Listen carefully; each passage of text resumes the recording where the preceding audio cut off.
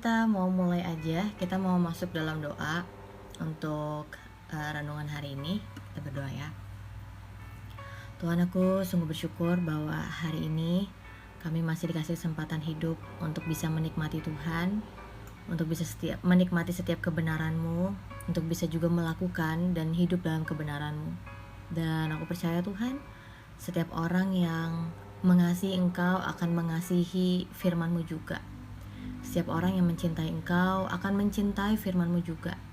Setiap orang yang senang dengan keberadaan dan perbuatan-Mu Tuhan juga pasti akan menyukai setiap perintah dan hukum-hukum-Mu yang ada dalam firman Tuhan. Karena firman-Mu adalah terang bagi kami, firman-Mu adalah harapan bagi kami, firman-Mu adalah kekuatan bagi kami untuk bisa hidup di dunia ini Tuhan, menjadi anak-anak terang. Dan aku percaya bahwa Roh Kudus yang secara luar biasa akan menyampaikan firman ini kepada masing-masing individu melalui live TikTok ini Tuhan, sehingga firman ini gak cuma jadi sekedar pengetahuan bagi mereka, tapi aku percaya firman ini akan menjadi dorongan bagi mereka untuk menghidupi firman ini, dan mereka akan menyaksikan bahwa buah dari kebenaran itu sungguh sangat nyata dalam kehidupan mereka. Terima kasih Tuhan, di dalam nama Tuhan Yesus kami berdoa dan bersyukur. Sama-sama katakan amin. Ya, shalom semua teman-teman.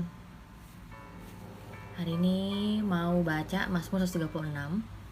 Mazmur yang kita kita akan renungkan tuh selama seminggu ini tuh banyak mengenai ucapan syukur, karena sebelumnya kita udah banyak belajar tentang mazmur yang isinya doa, ya, mazmur yang isinya keluhan, mazmur yang isinya harapan, mazmur yang isinya pujian gitu ya. Nah, kita masuk juga ke mazmur-mazmur yang isinya adalah ucapan syukur. Ya, bagaimana mengelompokkannya ya? BTW ini sebenarnya saya ambil dari draft buku saya, nggak tahu ini kapan launchingnya. Tapi ya kita mau baca aja Mazmur 36 ayat yang pertama sampai 26. Dikit ya. Ya nggak apa-apa dikit, tapi kita mau luangkan waktu khusus. Kita mau fokusin hati dan pikiran kita untuk hari ini baca firman Tuhan. Ya, dari Mazmur 136 ayat yang pertama, kalau misalnya punya gadget 2 bisa lihat di samping gitu ya, jadi nggak bergantung sama saya aja, tapi bisa juga lihat di laptop atau di gadget yang ada untuk buka Mazmur 136. Oke, ini kayak semua ada teman-teman semua di sini. Nanti kalau misalnya ada yang bertanya dari Mazmur mana, boleh dibantu ya. Karena kalau tulis di kolom komentar, saya sebagai host tuh agak susah itu deh. Agak susah apa? Oh, ini dia udah nggak ada. Waktu itu 2 minggu lalu itu ngepost ini nih kolom komentar. Saya sebagai host, dia kayak ada durasinya gitu, kayak cuma 60 detik. Terus hilang. Ya udah nggak apa-apa. Mazmur 136 ayat yang pertama. Bersyukurlah kepada Tuhan sebab Ia baik. Bahwasannya untuk selama-lamanya kasih setianya. Bersyukurlah kepada Allah, segala Allah, bahwasannya untuk selama-lamanya kasih setianya. Bersyukurlah kepada Tuhan, segala Tuhan, bahwasannya untuk selama-lamanya kasih setianya. Kepada Dia seorang yang seorang diri melakukan keajaiban-keajaiban besar, bahwasannya untuk selama-lamanya kasih setianya. Kepada Dia yang menjadikan langit dengan kebijaksanaan, bahwasannya untuk selama-lamanya kasih setianya. Kepada Dia yang menghamparkan bumi di atas air, bahwasannya untuk selama-lamanya kasih setianya. Kepada Dia yang menjadikan benda-benda penerang yang besar, bahwasannya untuk selama-lamanya kasih setianya. Matahari menguasai siang, bahwasannya untuk selama-lamanya kasih setianya. Bulan dan bintang-bintang untuk menguasai malam, bahwasannya untuk selama-lamanya kasih setianya. Kepada Dia yang memikul mati anak-anak sulung Mesir, bahwasannya untuk selama-lamanya kasih setianya. Dan membawa Israel keluar dari tengah-tengah mereka, bahwasannya untuk selama-lamanya kasih setianya. Dengan tangan yang kuat dan dengan lengan yang teracung, bahwasannya untuk selama-lamanya kasih setianya. Kepada Dia yang membelah laut Teberau menjadi 2 belahan, bahwasannya untuk selama-lamanya kasih setianya. Dan menyeberangkan Israel dari tengah-tengahnya, bahwasannya untuk selama-lamanya kasih setianya. Dan mencampakkan Firaun dengan tentaranya ke laut Teberau, bahwasannya untuk selama-lamanya kasih setianya. Kepada Dia yang memimpin umatnya melalui padang gurun, bahwasannya untuk selama-lamanya kasih setianya. Kepada Dia yang memukul kalah raja-raja yang besar, bahwasannya untuk selama-lamanya kasih setianya. Dan membunuh raja-raja yang mulia, bahwasannya untuk selama-lamanya kasih setianya. Sihon, raja orang Amori, bahwasannya untuk selama-lamanya kasih setianya. Dan Og, raja negeri Basan, bahwasannya untuk selama-lamanya kasih setianya. Dan memberikan tanah mereka menjadi milik pusaka, bahwasannya untuk selama-lamanya kasih setianya. Milik pusaka kepada Israel hambanya, bahwasannya untuk selama-lamanya kasih setianya. Dia yang mengingat kita dalam kerendahan kita, bahwasannya untuk selama-lamanya kasih setianya. Dan membebaskan kita daripada para lawan kita, bahwasannya untuk selama-lamanya kasih setianya. Dia yang memberikan roti kepada segala makhluk, bahwasannya untuk selama-lamanya kasih setianya. Bersyukurlah kepada Allah semesta langit, bahwasannya untuk selama-lamanya kasih setianya. Wow. Mazmur 136 ayat yang pertama sampai ayat ke-26. Kita mau baca pelan-pelan ya, dari ayat pertama. Jadi pemazmur katakan, bersyukurlah kepada Tuhan. Kenapa? Sebab Tuhan itu baik. Bersyukurlah kepada Tuhan karena kenapa? Karena Tuhan itu baik. Bahwasannya untuk selama-lamanya kasih setianya. Jadi kasih setianya Tuhan itu ada untuk selama-lamanya. Ya, buktinya apa? Buktinya sepanjang kita baca firman Tuhan dari Kejadian sampai Wahyu, yang hanya kita saksikan adalah Tuhan itu penuh kasihnya, penuh rahmatnya bagi setiap orang, apalagi bagi bangsa Israel. Jadi itu sebabnya pemazmur katakan, bersyukurlah kepada Tuhan, bukan karena Tuhan sekali atau 2 kali berbuat baik, bukan karena Tuhan hanya berbuat baik ketika kita berada dalam kesesakan aja, enggak. Karena kasih setianya Tuhan ada untuk selama-lamanya. Bersyukurlah kepada Allah, segala Allah. Ya, jadi ada banyak orang yang menganggap bahwa inilah Allah, inilah Tuhan saya, inilah yang saya percayai. Tapi di atas itu semuanya ada Allah yang benar, yang hidup, yang berkuasa, yang bisa kita naikkan ucapan syukur. Kenapa? Karena kasih setianya Allah di atas segala Allah itu ada untuk selama-lamanya.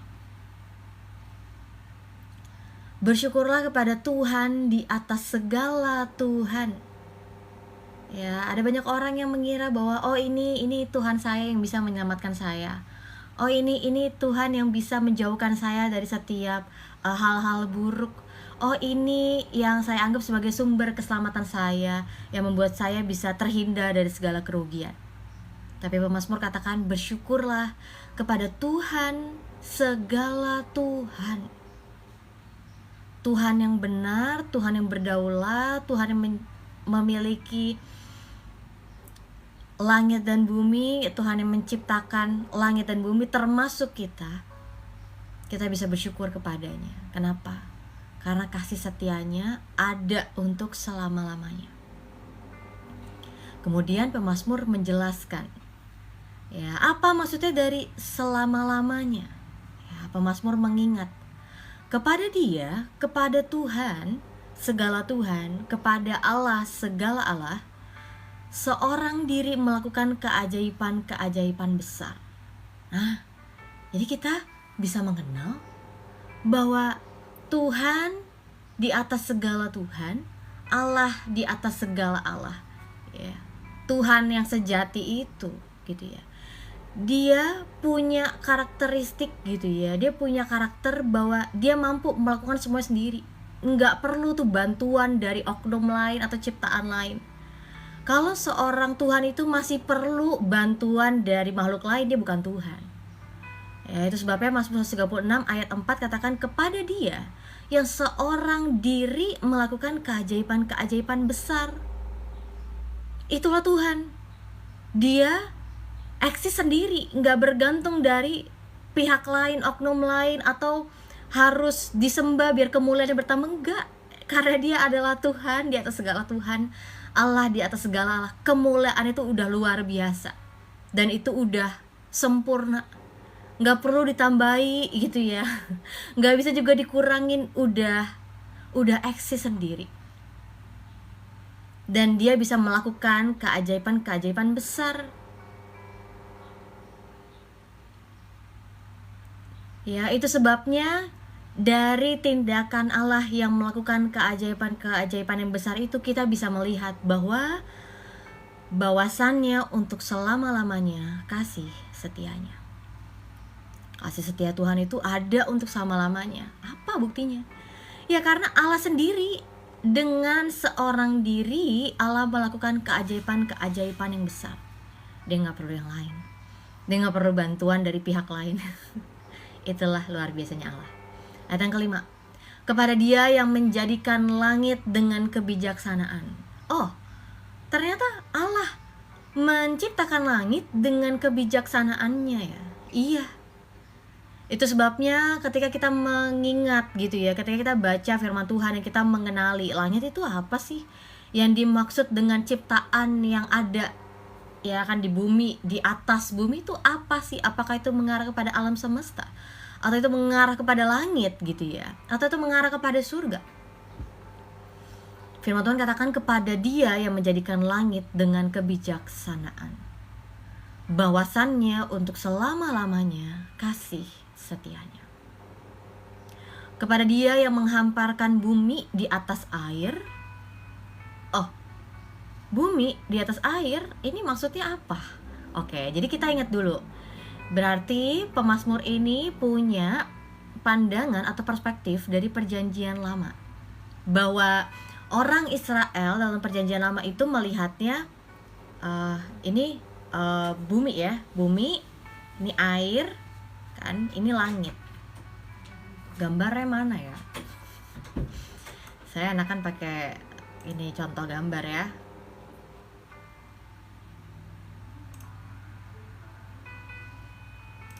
Nah, saya gedein dulu. Saya coba ganti ke kamera belakang ya. Susah. bentar. Saya tunjukin aja nih pakai gadget yang lain. Oke. Jadi zaman dahulu orang ya ancient Hebrew, pandangan orang Israel kuno itu melihat dunia itu seperti ini. Aduh, ini jelas nggak ya?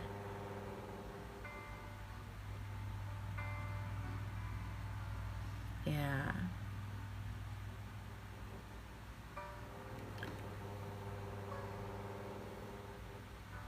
Ya, jadi lihat ya di bawah ya kan, dibilangnya makanya si aku tuh bilang kan turun ke dunia orang mati itu ya di bawah ini. Ini di bawah ini. Terus ini terus ini kan.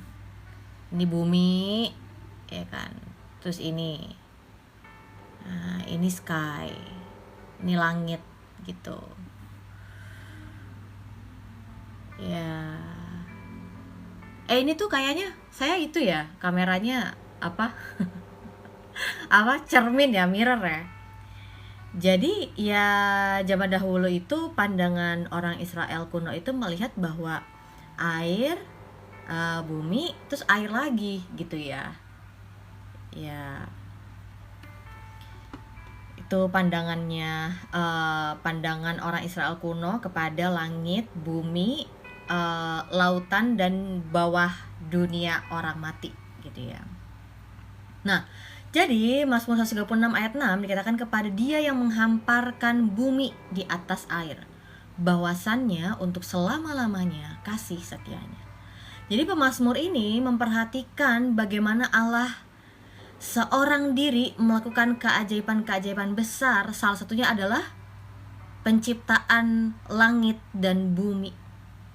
Allah lakukan sendiri, gak perlu oknum lain gitu ya.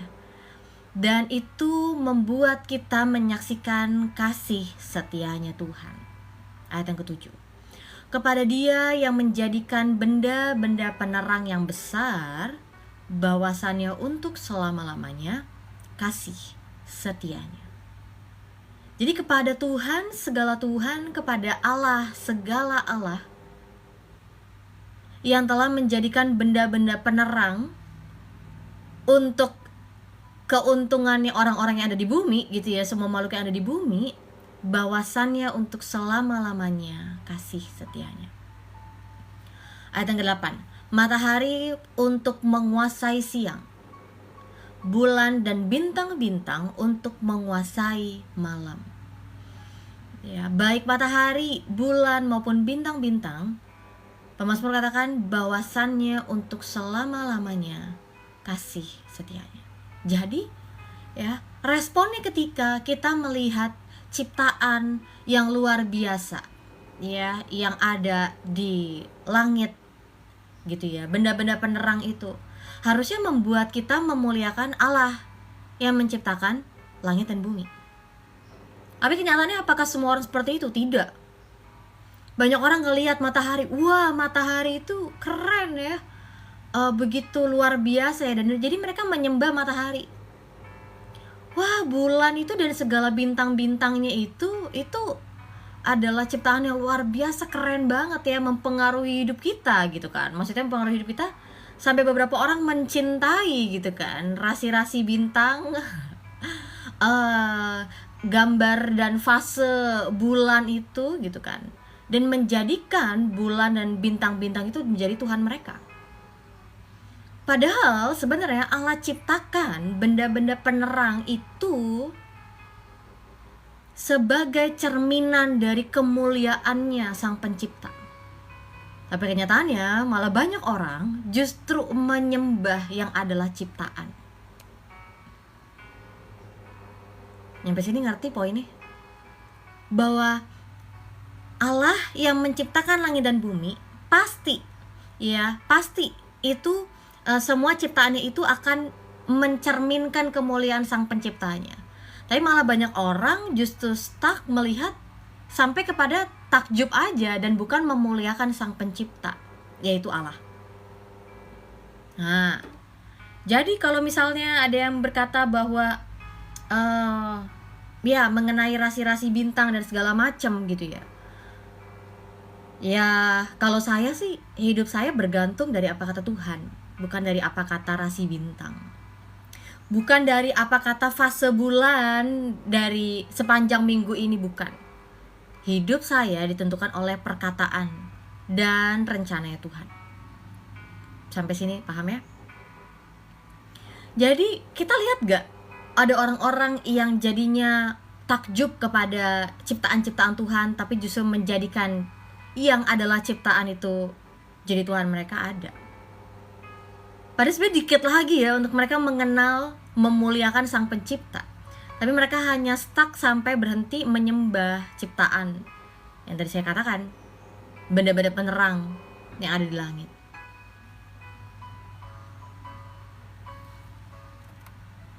Ya. Ayat yang ke-10. Kepada Dia yang memukul mati anak-anak sulung Mesir, bahwasannya untuk selama-lamanya kasih setianya. Jadi pemazmur mengingat bagaimana Allah sendiri yang beracara kepada orang-orang di Mesir. Hanya anak-anak sulung Mesir yang mengalami kematian. Dari rumah Potifar sampai rumah para hamba budak yang ada di Mesir, selain bangsa Israel, semua yang punya anak-anak sulung itu mati. Tapi dari bangsa Mesir, ya baik itu hewan maupun manusia, anak-anak sulung itu tidak ada yang mengalami kematian. Wow.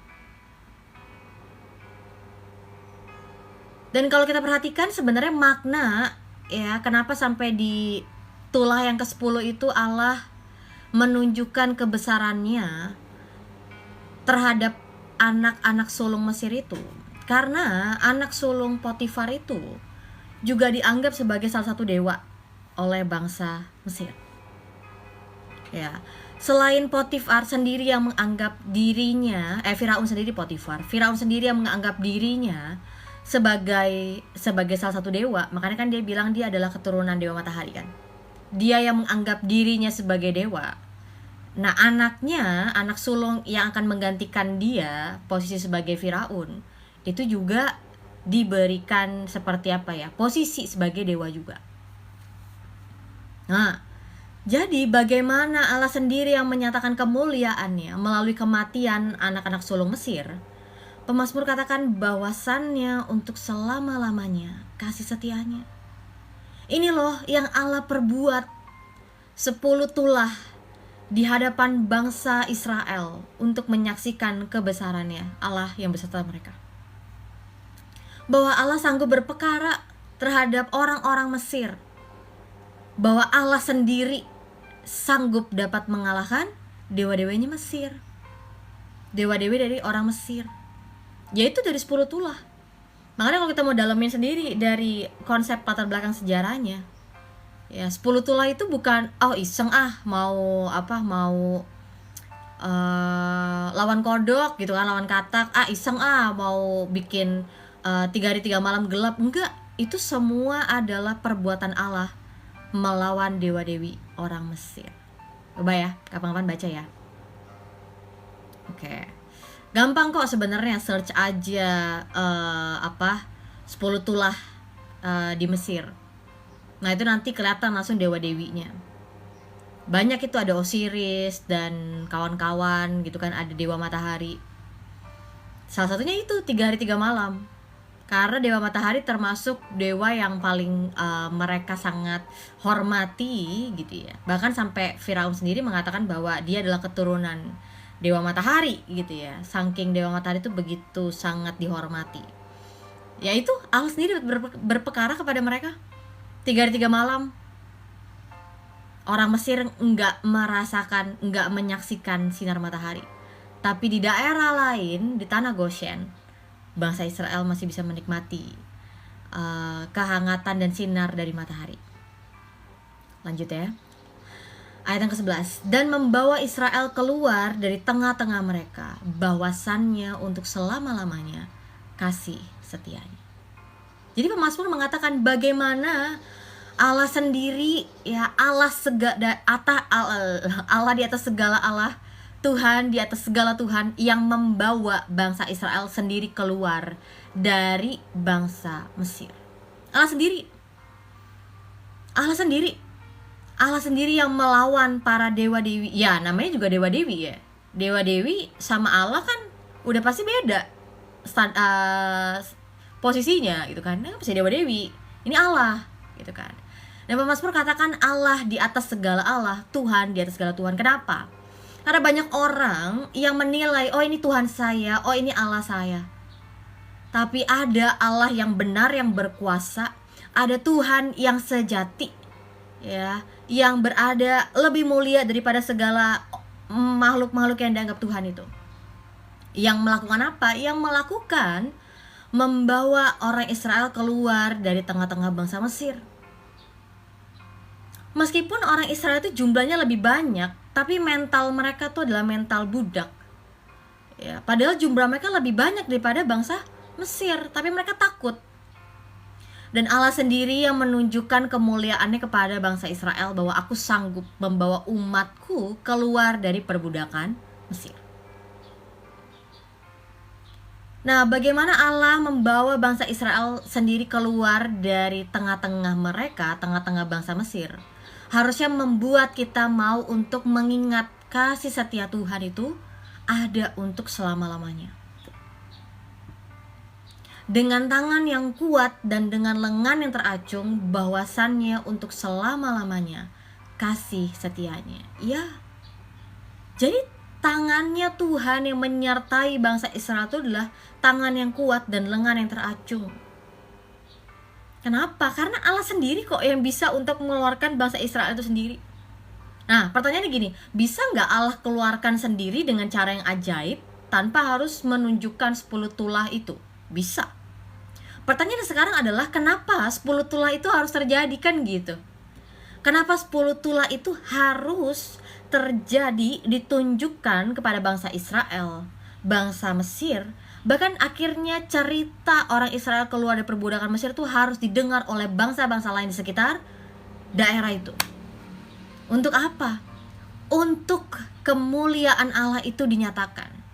Karena bangsa Israel itu udah lama berada di Mesir dan mereka melupakan ya janjinya Allah, pekerjaannya Allah kepada Abraham, Ishak dan Yakub. Ya jadi timbul nih sebuah generasi yang baru yang belum mengenal Allah. Nah, jadi Allah sendiri yang pertama kali mengatakan bahwa aku yang akan mengeluarkan umatku dari perbudakan Mesir. Ya. Lalu Allah kan akhirnya menyampaikan pesan ini kepada Musa. Untuk akhirnya Musa tuh ikut terlibat dalam visi penyelamatan umat Allah.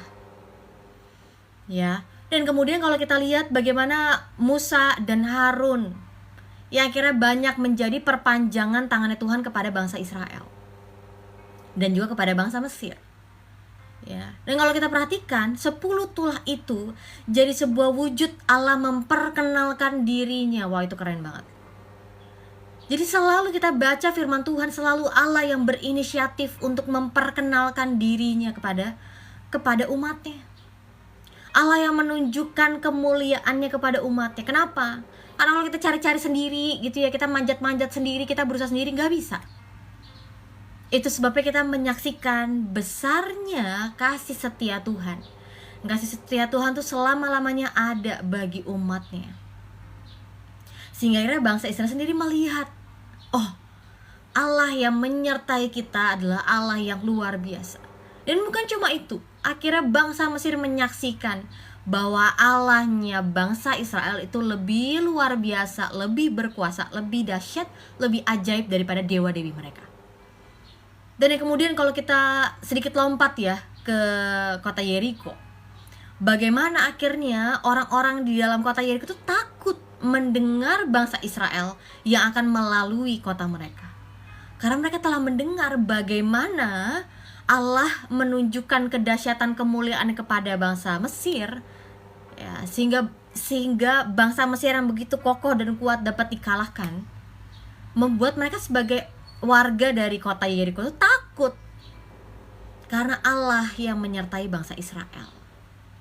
Lihat ya, jadi karena Allah yang menyertai umatnya, yang membuat kita dapat keselamatan, yang membuat kita mendapatkan apa yang menjadi janji Tuhan, yang membuat kita dapat belas kasihan Tuhan, bukan karena kekuatan kita.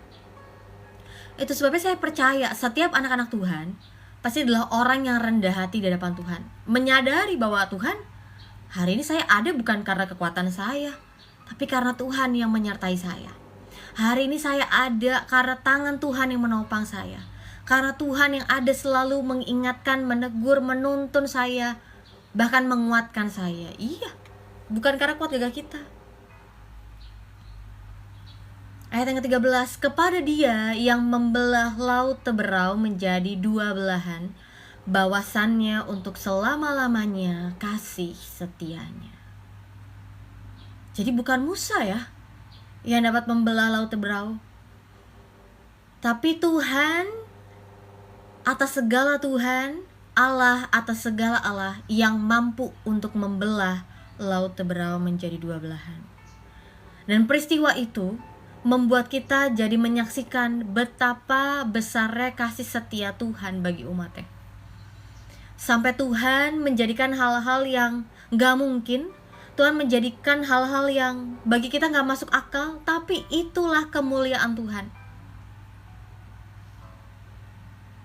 Bahwa Tuhan sanggup buka jalan yang baru.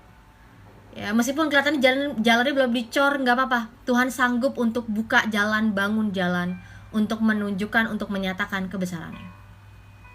Jadi ceritanya bagaimana orang Israel sendiri menyaksikan laut Teberau menjadi terbelah untuk mereka bisa berjalan ya lewat benar-benar daratan. Dan bagaimana dengan mata mereka menyaksikan Firaun dan segala pasukannya itu akhirnya tenggelam masuk ke dalam ombak dari laut Teberau. Tujuannya apa? Tujuannya itu sebagai pembelajaran bagi bangsa Israel bahwa Dia adalah Tuhan yang benar. Jadi kalau misalnya kita menyaksikan keajaiban, kebesaran Tuhan, kita ngalamin sendiri nih bagaimana Tuhan buka jalan yang tadinya nggak mungkin jadi mungkin, tadinya nggak pernah kita pikirin hal itu, Tuhan malah buka jalan dari sana. Tujuannya untuk kita jadi mengingat kasih setia Tuhan, untuk kita jadi mengingat, oh Tuhan, kasih setiamu tuh selalu ada ya bagi saya, dan kita mau ada untuk memuliakan Dia. Oke, lanjut ya. Dan menyeberangkan Israel dari tengah-tengahnya, bahwasannya untuk selama-lamanya kasih setianya. Dan mencampakkan Firaun dengan tentaranya ke laut Teberau, bahwasannya untuk selama-lamanya kasih setianya. Jadi bagaimana Israel sendiri itu menyaksikan dari 10 tulah, dari mereka yang akhirnya bisa dibebaskan dari daerah Mesir. Bagaimana juga mereka keluar dari tanah Mesir itu dengan kekayaan ya. Bahwa mereka akhirnya mendapatkan kemurahan hati dari orang-orang bangsa Mesir. Mereka banyak mendapatkan emas dan perak, harta-harta yang berharga. Ya. Jadi mereka keluar sebagai orang-orang yang berkemenangan, dan mereka menyaksikan bagaimana Allah sendiri yang membelah laut Teberau itu membuat mereka bisa berjalan dari tengah-tengah daratan di lautan itu. Dan akhirnya mereka menyaksikan Firaun dan tentaranya lenyap, tenggelam di dalam laut Teberau. Mazmur 136 ayat 15.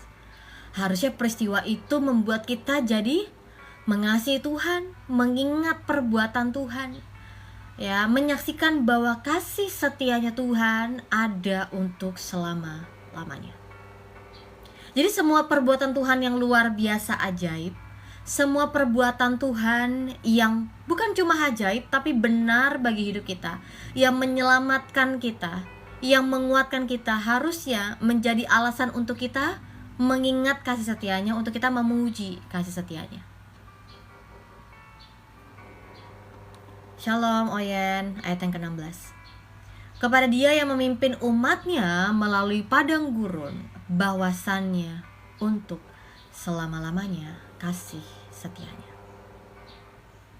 Jadi kepada Tuhan, di atas segala Tuhan, kepada Allah di atas segala Allah, yang telah memimpin bangsa Israel melalui padang gurun, bahwasannya untuk selama-lamanya kasih setianya.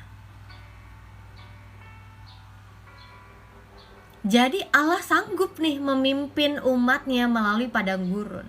Ya, kita lihat dari peristiwa orang Israel melalui padang gurun, Tuhan gak pernah lupakan mereka. Tuhan gak pernah tinggalkan mereka. Justru kalau kita lihat ya, bangsa Israel itu begitu keras kepala. Ya, udah ditolong Tuhan lalu lupa lagi, ngomel lagi, Tuhan kurang ini, Tuhan kurang itu. Kalau kayak gini, kalau ngalamin kesusahan kayak kita, balik aja deh ke Mesir. Di Mesir kita lebih nyaman meskipun kita adalah hamba, budak. Iya, memang tidak mudah untuk meninggalkan bukan hanya kebiasaan lama ya, tapi pola pikir yang lama.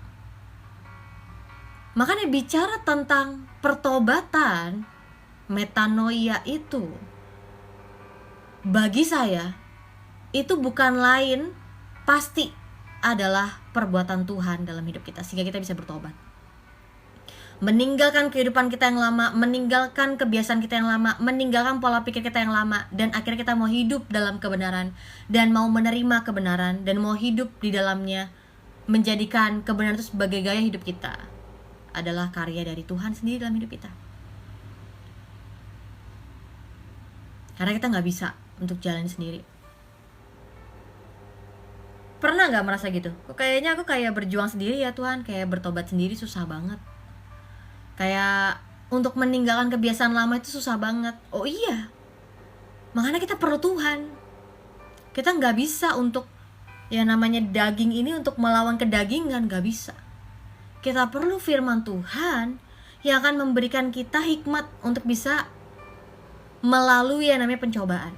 Kita perlu Roh Kudus untuk tinggal dalam hidup kita selama-lamanya, untuk kita dapat meninggalkan keinginan daging kita.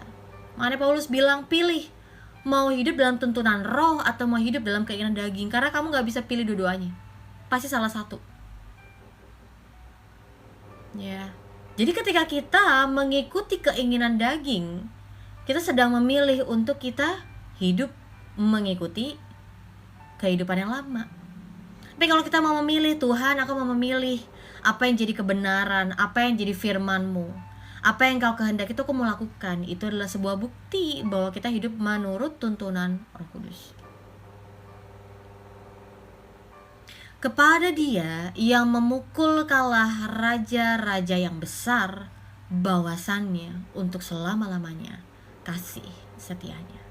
Ya, Allah sendiri loh yang ikut berperang melawan bangsa-bangsa yang berperang melawan Israel, seperti yang kita lihat di kitab Yosua. Makanya kalau kita baca sendiri di kitab Yosua yang banyak berperan sebagai pemimpin bangsa Israel saat itu, bangsa Israel lagi ngalamin banyak musim perang gitu ya, menuju tanah yang Tuhan janjikan. Yosua sendiri sebagai pemimpin bangsa Israel Tuhan nih strateginya salah kali, ini gimana sih strateginya, nggak masuk akal deh Tuhan, enggak. Tapi Yosua memilih untuk taat secara penuh kepada Allah yang menyertai bangsa Israel. Ya, bahwa apapun strategi Allah, apapun yang jadi rencana Allah, apapun perkataan Allah, Yosua akan mengikutinya. Ya, jadi itu bagus banget gitu ya. Kalau saya tuh lagi baca 1 Samuel kan, peristiwa Daud yang lagi dalam pelarian dari ancamannya Saul. Dan ketika Daud itu maju berperang dalam 1 Samuel itu kan, Daud selalu bertanya, Tuhan aku maju gak? Apakah mereka akan Kau serahkan ke dalam tanganku? Bertanya gitu ya. Tapi sebelum Daud itu ada, kita bisa lihat bagaimana kehidupan Yosua itu, teladan baiknya itu banyak banget bagi kita. Bahwa Yosua benar-benar mengikuti semua kehendak Tuhan, mengikuti apa yang jadi strateginya Tuhan. Bicara tentang tembok Yeriko, apa-apaan itu strateginya kan gitu ya, sebagai orang yang terbiasa perang. Apa-apaan ini Tuhan gitu kan, kenapa harus muterin temboknya? Bukannya harusnya langsung tempur aja? Tapi Yosua gak berkata seperti itu. Karena apa? Karena Yosua mengenal Allah. Karena Yosua telah mendengar tentang Allah dari Musa, menyaksikan pelayanan Musa, menyaksikan kepemimpinannya Musa, menyaksikan semua yang terjadi atas bangsa Israel. Iman dan pengharapan itu ada dalam hidupnya Yosua. Ya, jadi ya meskipun awalnya Yosua adalah abdinya Musa, budaknya Musa gitu ya. Halo Kak Solo, Shalom. Tapi kalau kita mau perhatikan, ya sederhananya sebenarnya nggak jauh-jauh dari makna pemuritan itu. Itulah pentingnya yang dinamakan pemuritan. Bahwa yang kita saksikan pemuritan itu bukan hanya terjadi di dalam gereja aja. Bahwa orang itu harus melihat kita apa adanya, dia terlibat dalam setiap aktivitas kita, menyaksikan bagaimana pengenalan akan Tuhan, bagaimana kehidupan kita sehari-hari, dalam praktika, dalam pelayanan, dalam keluarga. Ya, jadi Yosua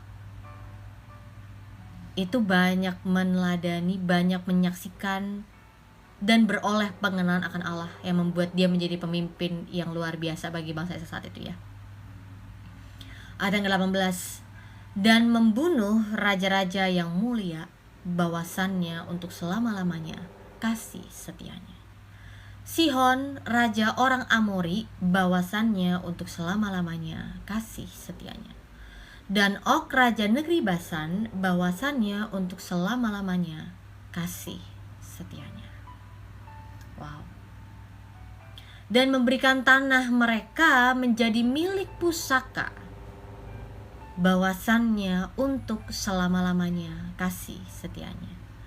Milik pusaka kepada Israel hambanya, bawasannya untuk selama-lamanya kasih setianya. Jadi kalau kita mengingat bagaimana perbuatan Allah menyertai dan memimpin bangsa Israel melalui padang gurun, bagaimana perbuatan Allah yang memukul kala raja-raja yang besar, bukan raja-raja kecil ya, raja-raja yang besar yang sangat berkuasa saat itu ya, seperti Sihon dan Og.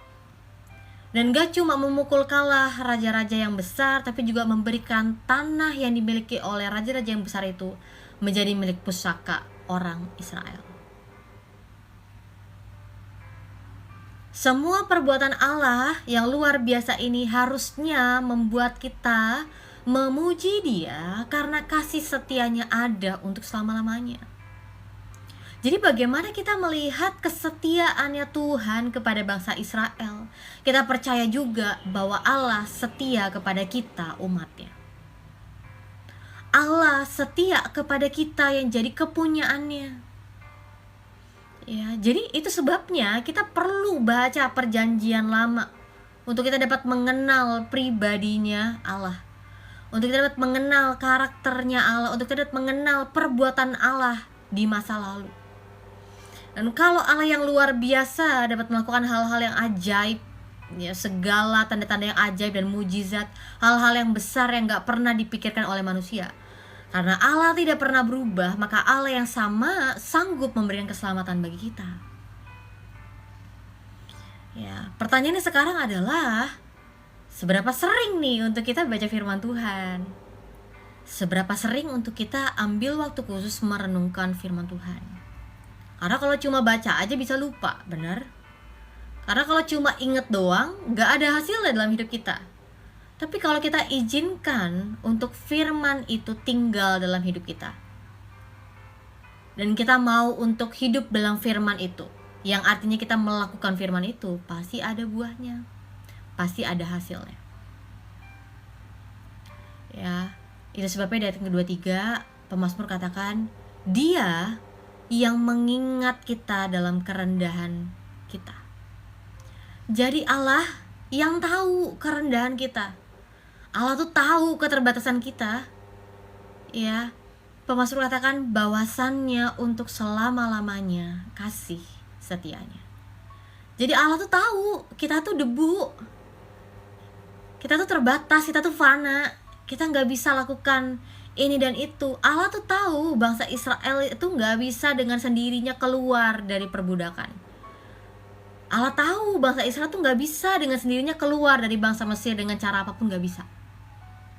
Itu sebabnya Allah sendiri dengan inisiatifnya dengan mengetahui keterbatasan kita, dia bukan merendahkan kita, tapi dia justru menolong kita. Dan itu membuat kita bisa mengenal dia dan mengucap syukur. Tuhan, kasih setiamu tuh ada untuk selama-lamanya.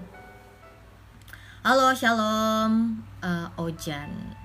God bless you. Ya, salam kenal. Ayat yang ke-24, dia membebaskan kita daripada para lawan kita, bahwasannya untuk selama-lamanya kasih setianya. Ya, karena Allah tahu kita gak bisa melawan musuh-musuh kita.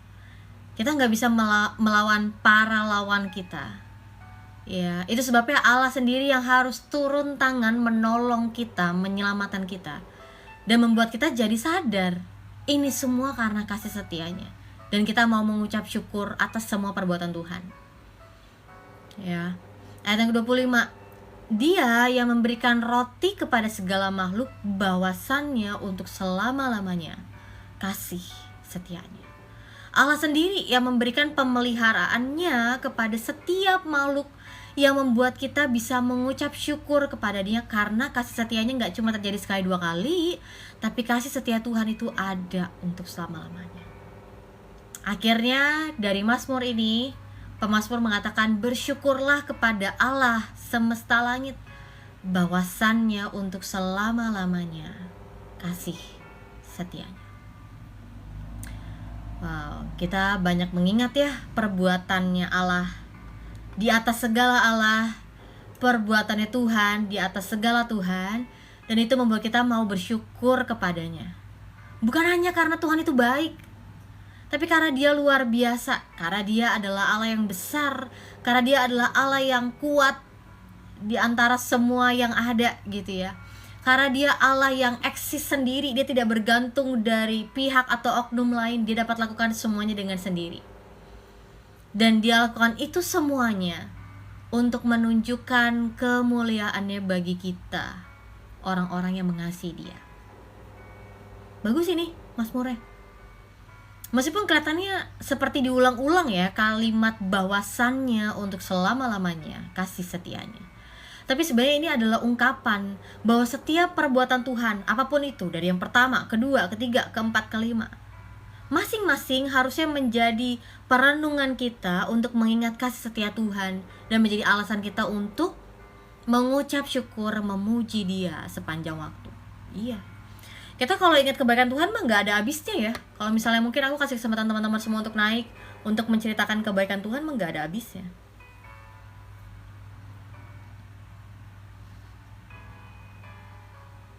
Jadi semua perbuatan Allah itu menunjukkan pribadinya, karena dia adalah Allah personal.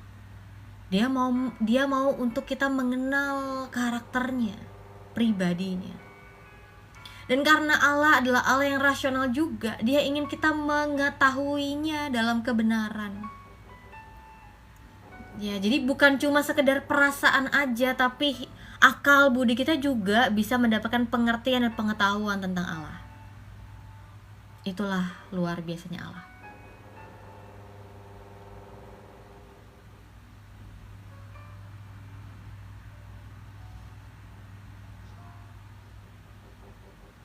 Jadi kalau misalnya ada yang mau bertanya, aduh hari ini aku mau mengucap syukur, alasannya apa ya? Kalau kayak gitu gimana kita jawabnya? Aduh hari ini aku ingin memuji Tuhan, tapi apa alasannya ya? Terus gimana kita jawabnya? Ada yang tahu? Ada yang tahu? Dengan mengingat segala perbuatan Tuhan, kita bisa mengingat kasih setianya, kita bisa memuji dia. Sederhana.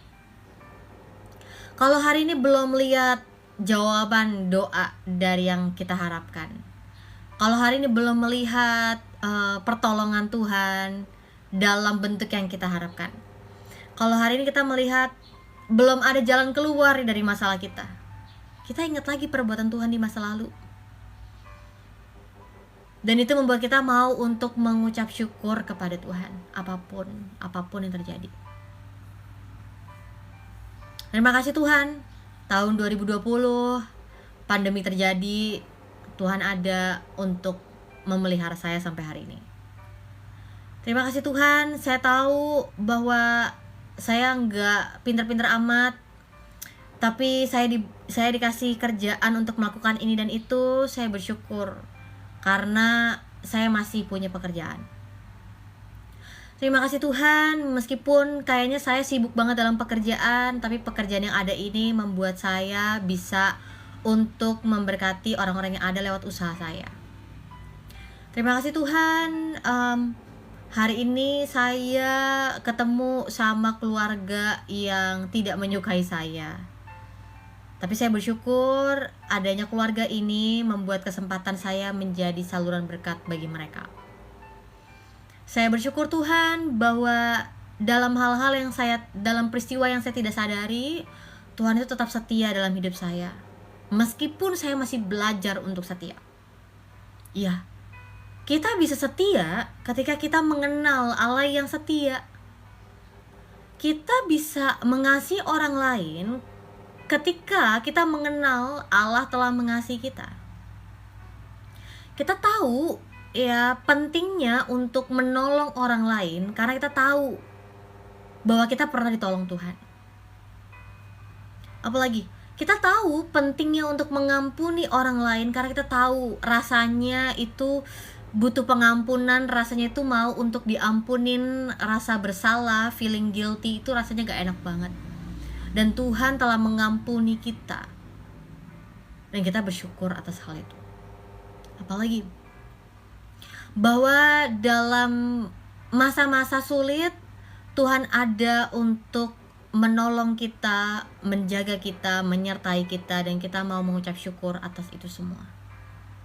Dalam masa-masa senang kita juga mengucap syukur sama Tuhan, karena dalam masa-masa senang itu kita menyaksikan bahwa di dunia ini gak selalu sedih-sedih mulu, tapi juga ada masa yang namanya senang. Ada yang namanya masa untung, ada yang namanya masa rugi, ada yang namanya bekerja, ada yang namanya beristirahat, ada yang namanya usaha untuk mengumpulkan, tapi ada yang namanya harus merelakan untuk dirugikan. Jadi apapun yang terjadi dalam hidup kita, harusnya itu menjadi alasan untuk kita mengucap syukur kepada Tuhan.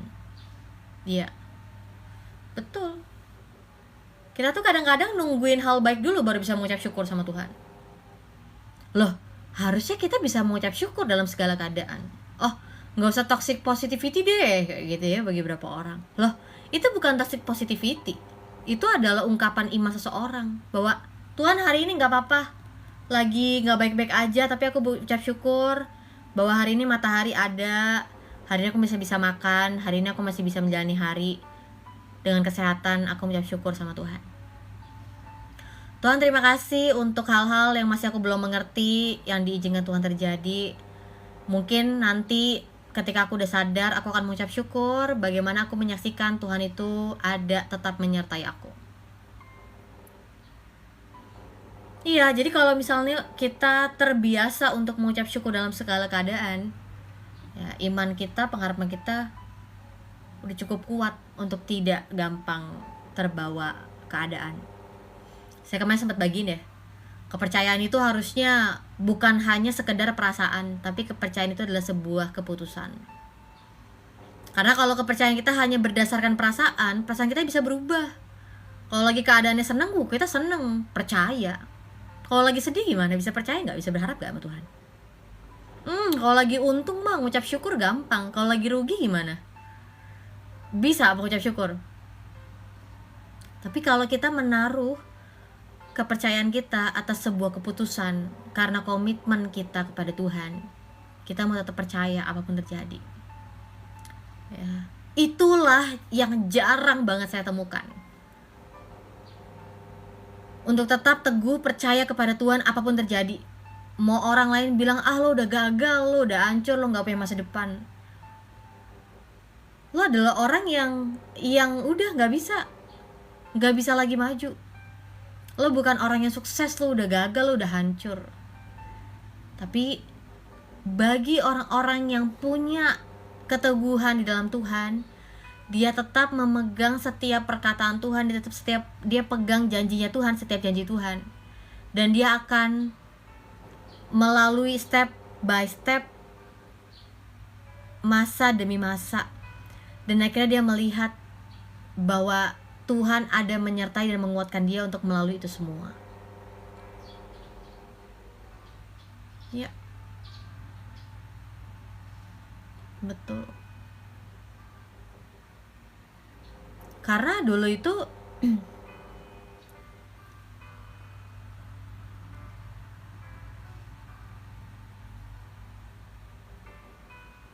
karena dulu itu memang saya memperhatikan ya, saya sendiri itu juga adalah orang yang lebih banyak untuk menaruh dasar hidup saya dari perasaan. Lah, perasaan kita mah nggak tentu. Gini, saya tidak menolak yang namanya perasaan. Perasaan itu semuanya kalau kita alamin itu boleh terjadi. Tapi banyak orang gak sadar bahwa perasaan itu bisa mempengaruhi hidupnya, dalam arti jadi perasaan itu jadi mengendalikan hidupnya. Ya, perasaan itu, every feelings itu diterima, diperbolehkan untuk kita alamin, untuk kita terima, untuk kita rasain. Tapi perlu berhati-hati kalau sampai kira perasaan itu yang jadi akhirnya menyetir hidup kita. Jadi apa? Jadi hancur hidup kita. Karena semua berdasarkan perasaan. Tapi kalau misalnya kita menyadari bahwa oke, Tuhan, aku lagi sedih, tetapi aku mau tetap percaya sama janji Tuhan. Sekalipun hari ini aku lagi sedih banget. Oh iya Tuhan, aku lagi ragu-ragu, tapi Tuhan, aku percaya Tuhan yang menopang aku. Hari ini aku belum tahu ke depannya gimana, tapi aku percaya Tuhan yang pegang masa depan aku. Aku gak tahu bagaimana rencana 5 tahun mendatang apa segala macem ya. Tapi yang jelas aku tahu aku udah serahkan hidupku ke dalam tangannya Tuhan. Dan aku bisa merasa aman dan tenang karena Tuhan. Ya, jadi ketenangan dan keamanan yang anak-anak Tuhan tuh alamin bukan karena keadaannya, tapi karena Tuhan yang menyertai kita. Tuhan yang ada dalam diri kita dan kita ada dalam Dia. Ya, jadi ayo kita jadi anak-anak Tuhan yang tangguh, yang punya keteguhan hati. Kita bisa untuk mengatakan, Tuhan, apapun bisa terjadi, tapi saya mau tetap untuk percaya kepada Tuhan. Sekalipun udah gak ada lagi dasar untuk berharap, gak ada lagi kekuatan untuk bisa bangkit, tapi aku mau tetap percaya kepada Tuhan. Ya. Mungkin kalau misalnya teman-teman semuanya punya kesaksian tentang kebaikan Tuhan, mah banyak ya.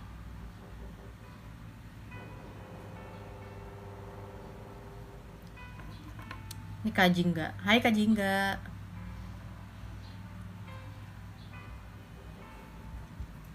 Ya, begitulah.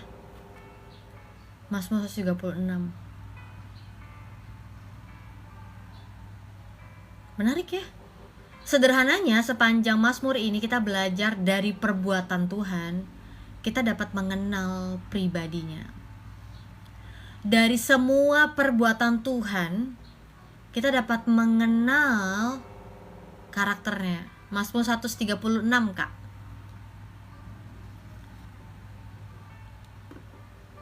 Iya, benar. Kemarin saya nemu deh satu quotes bagus.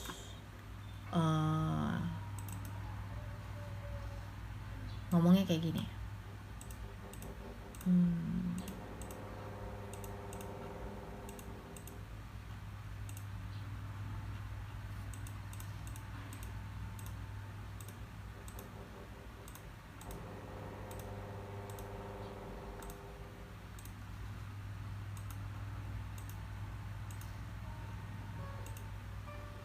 Itu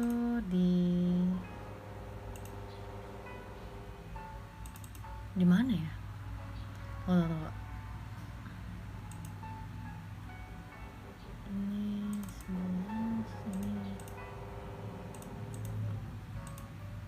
nggak deh, kayaknya yang di sini.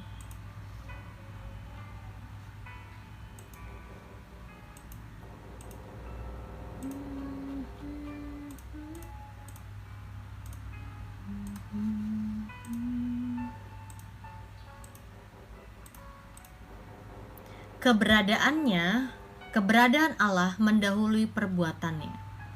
Perbuatan Allah memperkenalkan keberadaannya.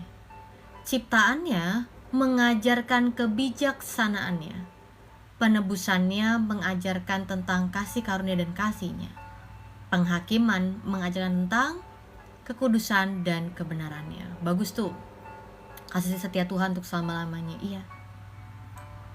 Memang kita perlu ya untuk effort untuk mengingatkan diri kita tentang kasih setia Tuhan. Iya. Betul.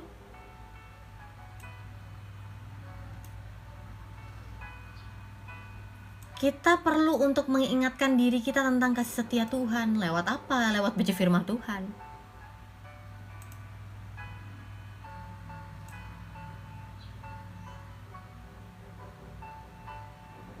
Karena ya selalu saya katakan bahwa kita gampang lupa. Kita gampang lupa tentang kebaikan Tuhan. Dan kita perlu mengingatkan diri kita tentang perbuatan Tuhan. Kita perlu mengingat lagi kasih setia Tuhan dalam hidup kita. Karena itu jadi kekuatan bagi kita. Ya. Ini lagi ingat kasih setia Tuhan. Ya. Ingat lagi kasih setia Tuhan, itu jadi kekuatan kita. Gini loh, mungkin orang bilang, apa sih ingat kasih setia Tuhan? Loh, semua perbuatan Tuhan dalam hidup kita itu menunjukkan kasih setia Tuhan. Kasih setia Tuhan tuh ada, bukan cuma sekali dua kali atau per musiman ya, tergantung musim gitu, enggak. Kasih setia Tuhan tuh ada untuk selama-lamanya. Jadi setiap pengalaman kita menerima pertolongan, keselamatan dari Tuhan membuat kita punya harapan bahwa Tuhan yang tidak pernah berubah, Tuhan yang selalu baik, Tuhan yang penuh kasih dan rahmat-Nya bagi kita, Tuhan yang akan memberikan kasih dan rahmat-Nya lagi kepada kita di masa yang mendatang. Chas itu mercy atau belas kasihan. Oh, yang versi ininya ya, bahasa Ibrani-nya ya. Tadi saya juga lihat kata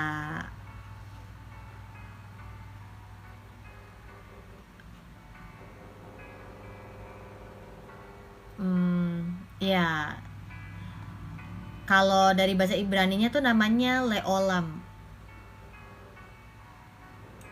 Apa itu leolam?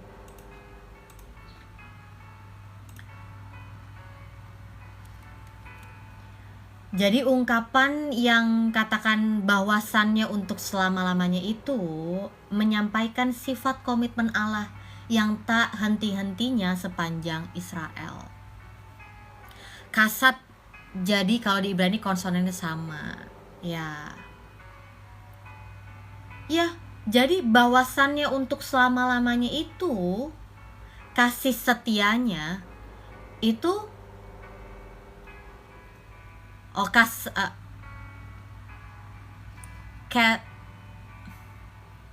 tanda saya search dulu dari Bible Hub.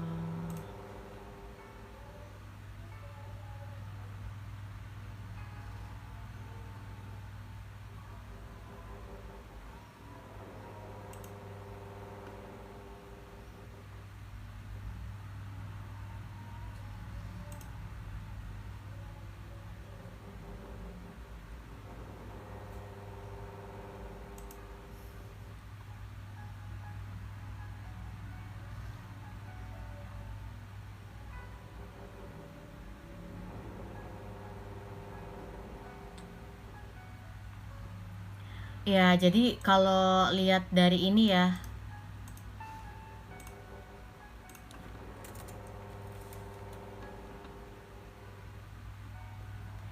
jadi bicara tentang tadi kasih setianya untuk selama-lamanya. Kasih setianya untuk selama-lamanya itu mengarah kepada kasih perjanjian Allah. Kenapa ya? Allah itu menunjukkan kasih-Nya. Ya, karena komitmennya Allah. Nah, menariknya adalah kita jadi belajar bahwa kasihnya Allah itu adalah kasih yang dilakukannya karena mengingat komitmennya. Bukan nungguin dulu nih pada setia nggak, kalau setia ya udah saya kasihin, enggak. Karena dia adalah Allah, dia berkeputusan untuk mengasihi. Apapun yang terjadi, dia akan tetap mengasihi.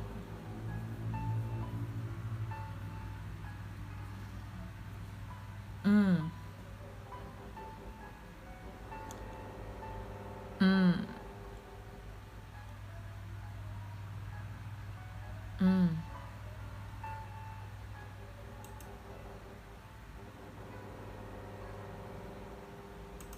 Ya.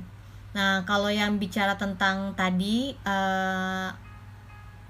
bahwasannya kasih setianya selama-lamanya itu, jadi kalau kita perhatikan kasih setia Allah itu adalah kasih yang berasal dari dirinya sendiri, berdasarkan komitmennya, janjinya kepada dirinya sendiri terhadap bangsa Israel, dan juga tidak henti-hentinya gitu ya. Ya, tidak bergantung dari responnya, sikapnya orang Israel.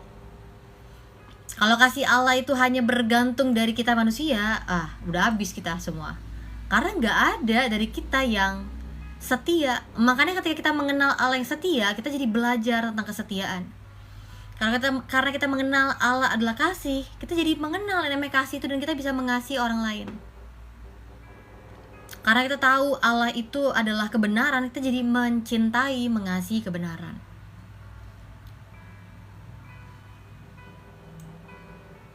Ya, jadi itu sebabnya saya percaya bahwa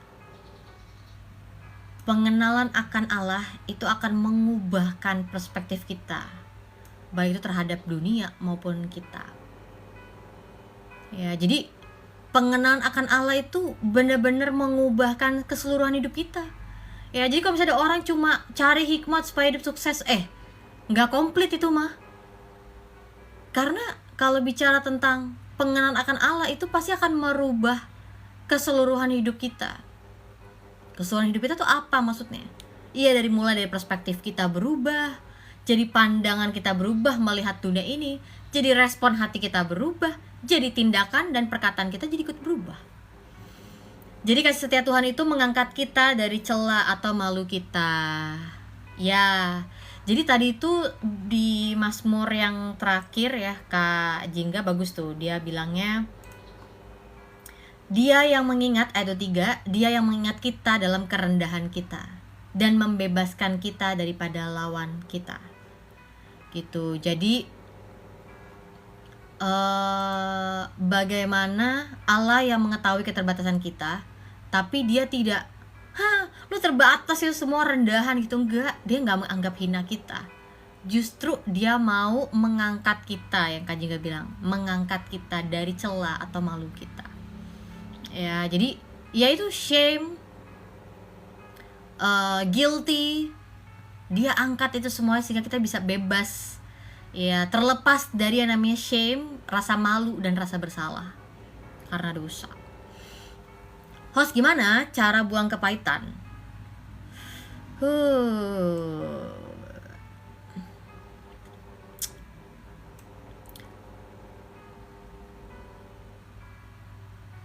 Kalau bicara tentang kepahitan, kaitan kekecewaan, sebenarnya sederhana. Mengelola ekspektasi aja. Mengelola ekspektasi, tau gak? Kecewanya kita, kepahitannya kita, ya, itu kita rasakan begitu besar karena kita berharap bahwa orang itu akan selalu menyenangkan kita. Orang itu harus sempurna. Loh, pertanyaan adalah sekarang kita sempurna gak? Kita mengharapkan orang lain sempurna. Harga diri dan materi hancur sama dia. Oh, puji Tuhan. Puji Tuhan. Justru itu jadi kesempatan untuk kita jadi mengenal, oh selama ini saya menaruh harga diri saya menaruh identitas saya dari pengakuan orang lain. Padahal sebenarnya identitas kita ada di dalam Tuhan. Ya, jadi kalau kita rasanya jatuh, dikecewakan gitu ya, karena kita nggak dianggap penting, karena kita nggak dianggap, karena kita direndahkan. Loh, itu harusnya jadi sebuah kesempatan yang bagus untuk kita jadi bertobat, mengenal diri kita. Oh, selama ini saya salah karena saya menaruh nilai diri saya, value diri saya dari pengakuan orang lain, dari apa yang saya punya. Jadi saya mau belajar untuk mencari yang benar. Sebenarnya identitas saya tuh siapa ya? Apa ya? Caranya gimana? Ya, temukanlah identitasmu dalam Tuhan. Bahwa kita udah berharga di hadapan Tuhan. Kita gak perlu ngapa-ngapain. Kita udah diangkatnya jadi anak. Kita diangkatnya menjadi rekan sekerja Allah. Uang habis jebol host sama dia. Ya itu, jadi pelajaran. Ini baru pacaran kan? Jadi sebuah pelajaran, lebih baik gagal gitu kan, daripada nanti udah dalam pernikahan malah jadi salah. Dan itu juga jadi pelajaran bahwa karena masih dalam konteksnya berpacaran jadinya terlalu berlebihan. Ya, jadi banyak orang itu salah juga sih memposisikan. Dalam arti masih berteman atau masih dalam proses perkenalan gitu ya. Karena sebenarnya kan kalau dalam konteksnya Alkitab kan pacaran nggak ada ya. Dalam konteks persiapan pernikahan udah menjadikan pasangannya berhala, ya pantas pergi karena udah jadi berhala. Makanya sebenarnya perlu berhati-hati juga kan ketika dalam pernikahan, jangan sampai kita menjadikan pasangan kita sebagai berhala. Baik, Pak Agus, shalom. Tadi Kak Jingga bilang, jadi dari kata keset dan kasat itu kita bisa mendapatkan penghiburan Allah. Karena tadi berbeda ya. Dulu sebelum Allah mengenal kita itu kasat, tapi setelah Allah mengenal kita jadi keset. Oke. Allah itu kasih saat Adam dan Hawa itu jatuh dalam dosa, kita juga dosa kita dikasih dengan dijanjikannya Mesias. Ya, betul.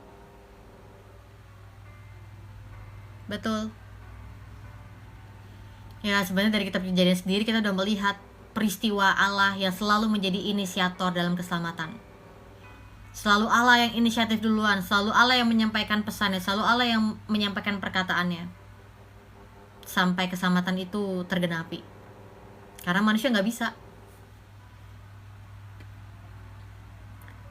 Jadi kalau banyak orang bilang kepahitan, saya cuma mau katakan kepahitan itu sebenarnya bukan butuh waktu. Karena waktu itu tidak menyembuhkan.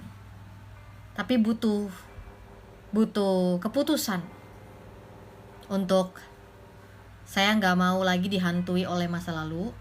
Saya mau melepaskan diri saya dari bayang-bayang masa lalu. Dan saya terima segala resiko dari keputusan saya di masa lalu. Dan saya mau jalanin hari ini. Ya, jadi ya bagi beberapa orang kan bilangnya butuh waktu. Ya, tapi sebenarnya kita juga lagi dibilangnya ya, kejar-kejaran gitu kan sama hidup. Mau kita terus hidup di masa lalu atau kita mau kita nggak bisa berubah masa lalu, kita mau jalanin hari ini.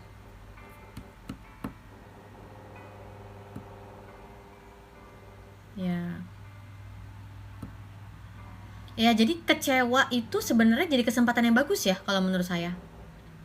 Kalau belum belajar teladan Yesus, susah lepaskan kepahitan. Betul.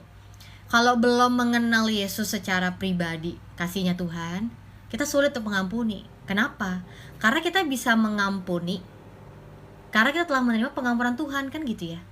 Baru kita bisa mengampuni. Kita bisa untuk yang namanya mengasihi orang ketika kita udah belajar tentang kasih itu. Gak bisa kita belajar mengasihi orang kalau kita belum kenal kasih Tuhan. Nah, banyak orang tuh juga melupakan tentang mengasihi diri sendiri ya. Nah, ini sering salah pahamin. Mengasihi diri sendiri tuh banyak orang, love yourself itu berarti kita boleh ngelakuin apa aja. Lah, itu salah. Saya percaya firman Tuhan itu adalah kebenaran, sehingga nggak pernah salah sasaran bagi kita. Tuhan Yesus katakan apa? Kasihilah Tuhan Allahmu dan kasihilah sesamamu seperti dirimu sendiri. Ya, jadi kasih Allah yang kita terima membuat kita bisa mengasihi diri sendiri. Dan akhirnya kita bisa tahu bagaimana cara mengasihi orang lain sebagaimana mengasihi diri kita. Gitu. Karena saya temukan banyak orang mengasihi orang lain, tapi dia nggak tahu cara mengasihi dirinya sendiri. Sayang banget. Jadinya jadi kehilangan identitas. Mentalnya, jiwanya jadi nggak sehat. Padahal firman Tuhan itu balance. Bukan hanya menyentuh kehidupan rohani kita juga, tapi menyentuh kehidupan jiwa kita, jasmani kita.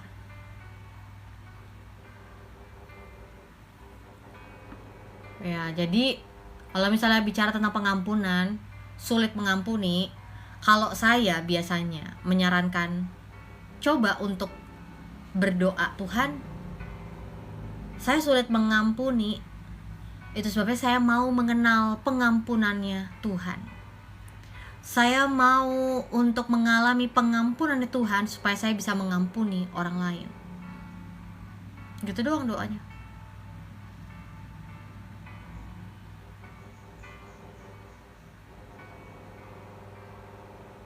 Ya, jadi Kak Jingga ngomongnya Mazmur 36 ya. Dalam bahasa Inggris kata dia itu ditulis to him, ucapkanlah syukur. Kata dia di awal setiap ayat jadi to him.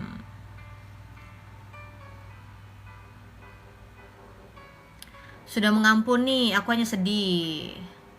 Menyalahkan diri sendiri kenapa aku melakukan kebodohan. Gini, masa lalu tuh gak bisa diubah. Rasa menyesal itu bagus untuk kita nggak lagi melakukan hal yang sama kan gitu. Tapi kita nggak bisa hidup dalam penyesalan. Kita menyesal boleh, tapi kita nggak boleh hidup dalam penyesalan. Yang udah berlalu ya udah, jadi pelajaran. Mungkin harus sekeras itu pelajarannya bagi kita supaya kita bertobat. Ya udah, nggak apa-apa. Yang penting itu jadi buah pertobatan dulu bagi kita. Kalau misalnya ada orang yang hidupnya masih tinggal di masa lalu, saya mau katakan masa lalu tuh nggak bisa diubah. Tuhan aja nggak bisa ubah masa lalu kita. Udah lalu udah. Makanya Tuhan kasih harapan bagi kita untuk kita jalanin hari ini. Tuhan pegang masa depan kita. Gitu. Jadi keputusan kamu mau hidup di masa lalu atau mau hidup di masa ini, dengan pengharapan, dengan kekuatan daripada Tuhan. Tuhan aja masih kasih kamu harapan bisa bangun hari ini. Ya udah, jalanin hari ini. Mungkin nanti one day justru you will be grateful karena itu kejadian untuk membuat saya seperti ini ya sekarang. Ternyata ini semua terjadi untuk melatih saya ya, untuk membentuk saya. Iya. Memang perlu ada pembelajaran yang sampai membuat kita menangis gitu ya, menyesal.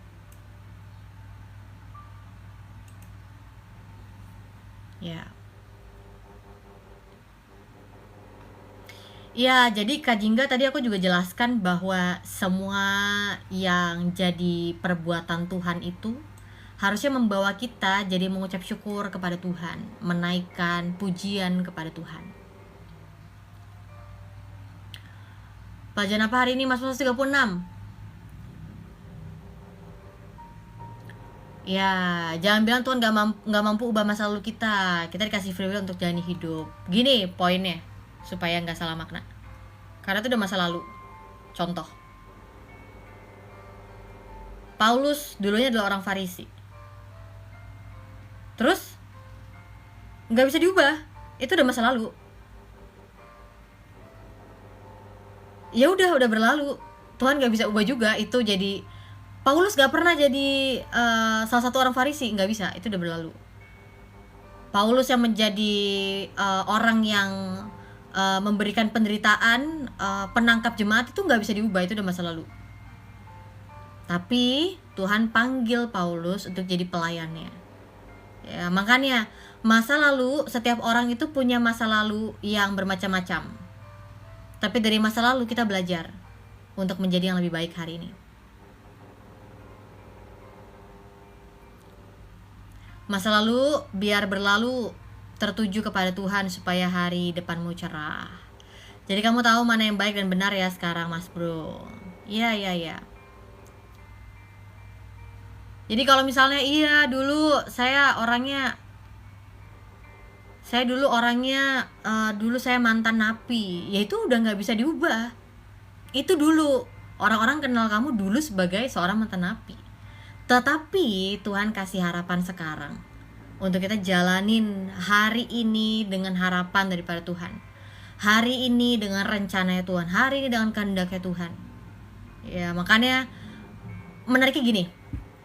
Setan selalu mengingatkan kita tentang masa lalu kita, tapi Tuhan selalu mengingatkan kita tentang hari ini dan masa depan. Setan memanggil kita dengan dosa kita. Lu pembohong. Lu yang rusakin orang kan, lo orang jahat kan. Lu penipu. Tapi Tuhan memanggil kita dengan nama. Bukan dengan kesalahan kita, tapi dengan nama. Dan itu membuat kita jadi bisa menilai, ini Tuhan luar biasa ya. Tuhan gak lagi melihat masa lalu saya, semua dosa-dosa itu. Tapi Tuhan melihat saya, Tuhan mengasihi saya, bahkan Tuhan menuntun saya dalam kebenaran. Ya.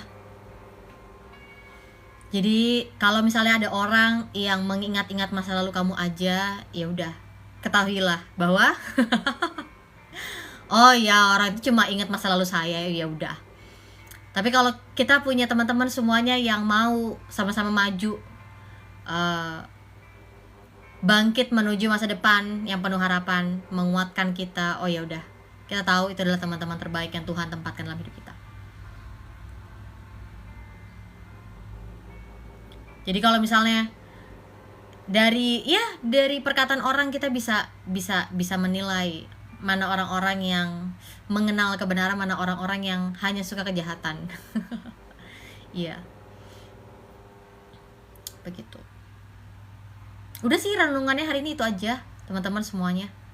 Terima kasih nih semuanya ngobrol-ngobrol di kolom komentar. Saya kalau misalnya lagi live juga melihat teman-teman yang beda pandangan, gak apa-apa.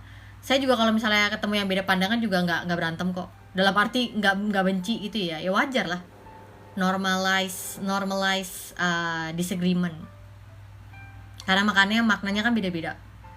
Pelayanan lewat sosial media itu celahnya banyak, Bapak Ibu. Banyak banget. Makanya dulu sebelum saya nyemplung pelayanan ke sosial media, saya tuh bergumul banget. Ini gimana ya? Celahnya banyak banget. Maksudnya celahnya apa? Kalau misalnya dari sisi komunikasi ya, itu celahnya banyak banget. Contoh tadi ya, saya bilang masa lalu gitu. Lalu Pak sang penyimak melihat dari sudut pandang lain gitu kan. Lalu kelihatannya kayak beda pandangan gitu kan. Karena sebenarnya kata makna masa lalu itu dan tidak bisa diubah itu maknanya beda. Nah itu tuh celah itu ya, saya kayak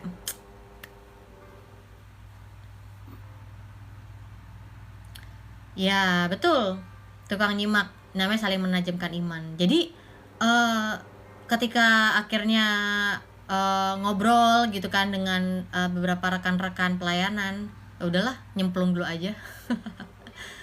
Dalam arti pasti setiap pelayanan itu ada resikonya, tapi nggak perlu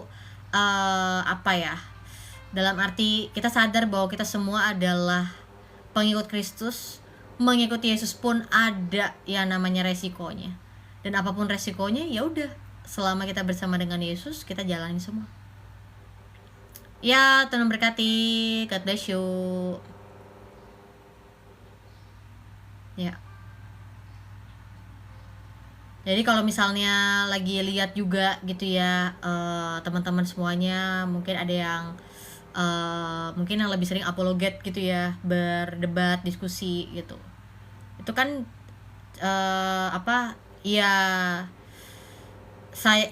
disayangkan juga kan, maksudnya diskusinya bukan untuk untuk apa ya,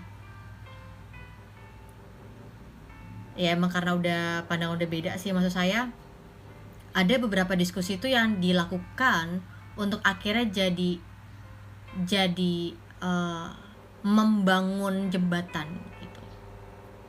Nah kalau misalnya bicara tentang diskusi lewat sosial media itu banyak kurangnya. Ya udah mau udahan kakak. Udah mau selesai sih. Udah mau selesai, harinya sampai jam 4 aja. Nggak ada Stella, cinta damai cuma tanggung jawab iman aja. Wah mode serius ya. Ya kalau misalnya bicara tentang diskusi ataupun kita pakai sosial media ini banyak banget celahnya. Contoh ya, kalau kita bicara kayaknya enak nih kalau kita bahas tentang keluarga gitu kan. Tapi bagi beberapa orang tuh mereka nggak suka kita bahas keluarga karena latar belakang mereka. Keluarga itu menjadi trauma bagi saya. Keluarga itu adalah sebuah apa ya? Dari keluarga saya mengenal kejahatan gitu kan. Jadi maknanya beda-beda. Jadi kalau bagi saya yaitu ketika belajar tentang komunikasi itu ya, memang lebih enaknya kalau kita bisa kumpul sama-sama dan kita bukan hanya berdiskusi, tapi kita bisa bangun hubungan dan kita bisa mengenal, oh ini toh yang membuat dia punya beda pandangan sama kita, oh masa lalu ini toh yang membuat dia jadi punya pandangan keputusan seperti ini. Ya harus bedakan ya bisikan setan dan Roh Kudus. Ya gimana tuh bisa bedakan bisikan setan dan Roh Kudus? Gimana ya kita ya? Gimana? Nih Kak Anis soalnya yang bahas topik ini. Gimana ya kita bisa membedakan mana bisikan setan, mana bisikan Roh Kudus? Kan sebenarnya banyak yang orang tanya gitu ya. Mana suara Tuhan, mana suara saya? Nah, beda ini gimana?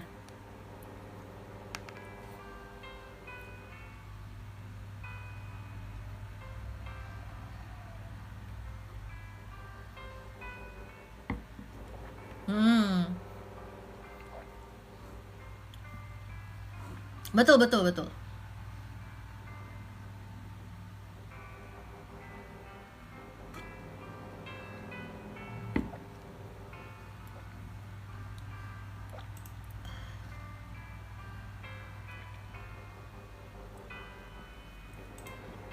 Ya, jadi teman-teman semuanya saya juga bagiin firman Tuhan. Itu bukan cuma di TikTok, tapi juga di Instagram dan di YouTube gitu. Tapi memang kalau saya lihat kontennya tuh beda-beda gitu ya. Kalau di TikTok mungkin semuanya saya masukin gitu ya. Kalau di YouTube itu saya lebih banyak ada pengajaran, tapi juga ada membahas hal yang value sehari-hari gitu ya lewat vlog. Terus ya ini rekaman live TikTok saya taruh di YouTube. Jadi kalau misalnya teman-teman semuanya ada waktu kosong mungkin bisa subscribe juga dan bisa dengar di sana juga. Nah kalau di Instagram itu saya tuh kemarin sempat berhenti lama dari Instagram ya karena algoritmanya kurang bagus. Jadi kalau di Instagram tuh beda lagi gitu ya. Nah tapi poinnya adalah ketika saya nyoba strategi baru penginjilan di YouTube itu ternyata lebih masuk ya gitu. Jadi kemarin saya kepikir, saya ketika masukin konten tentang khotbah atau sharing renungan gitu ya, itu kok lebih sedikit ya gitu kan yang masuk gitu kan. Kalau di TikTok ini kan udah mulai ketemu nih audiensnya gitu ya, udah mulai ketemu teman-teman yang biasa live TikTok gitu gimana gitu kan. Terus akhirnya saya cobalah untuk strategi penginjilan dengan vlog dengan bahasa sehari-hari. Tapi saya bicara tentang value firman Tuhan, tapi nggak kayak dari Yohanes gitu kan, dari Matius, nggak saya nggak bicara kayak gitu. Tapi kalau misalnya ada yang orang yang melihat, pasti orang itu tahu, ini udah orang Kristen banget gitu. Jadi boleh ya kalau misalnya lihat di YouTube, saya banyak ngajar juga di YouTube.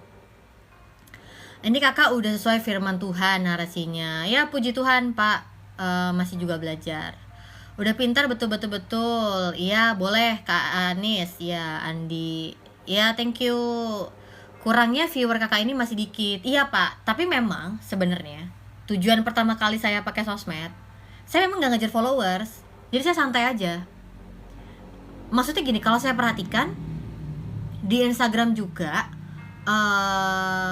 ya setahun awal itu naik tuh, videonya ada yang mencapai 10.000 viewers gitu kan, 1.500 likes gitu kan.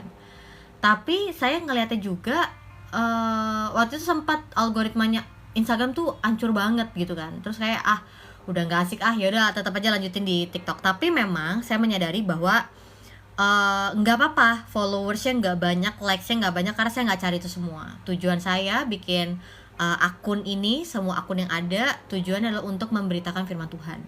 Orang mau denger atau enggak, orang mau terima atau enggak, nggak apa-apa, yang penting nongol di timeline-nya dia gitu. Gitu sih. Jadi saya nggak mau terbeban dengan followers, likes dan segala macam. Dan nggak apa-apa, pelan-pelan. Saya juga soalnya nggak pernah coba pakai promote gitu sih, jadi kayak slow aja.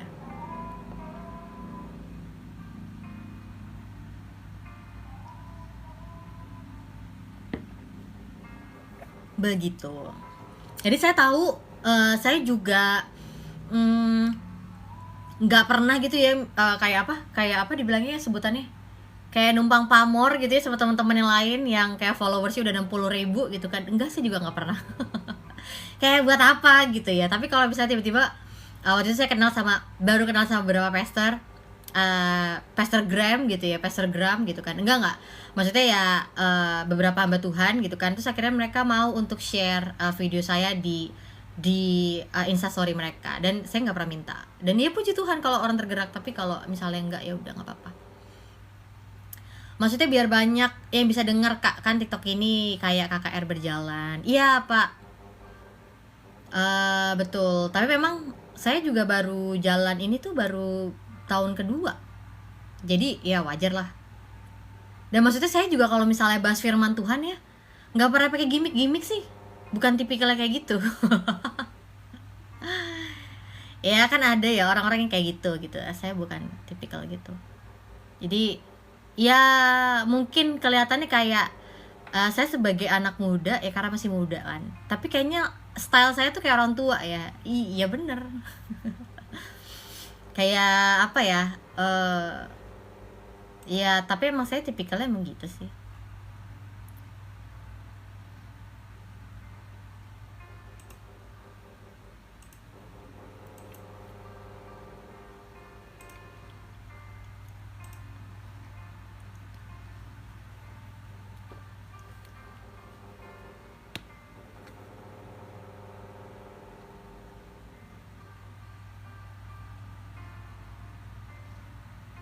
Ini semuanya ada yang di Jakarta.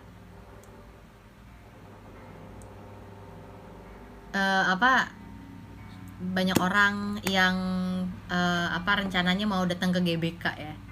Ketemu paus doang, nggak ikut misa fullnya nggak apa-apa.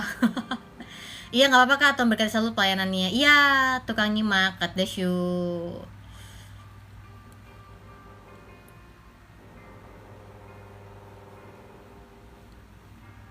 Halo Tirto. Ya jadi begitulah cerita-cerita pelayanan di sosial media ini ya. Apalagi misalnya bisa maknanya beda gitu kan. Misalnya satu ngomongnya setengah-setengah juga gitu kan. Kalimat yang digunakan beresiko gitu kan, jadinya rame gitu kan. Ya nggak apa-apa juga ya, semua itu terjadi untuk kebaikan ya. Akhirnya jadi belajar.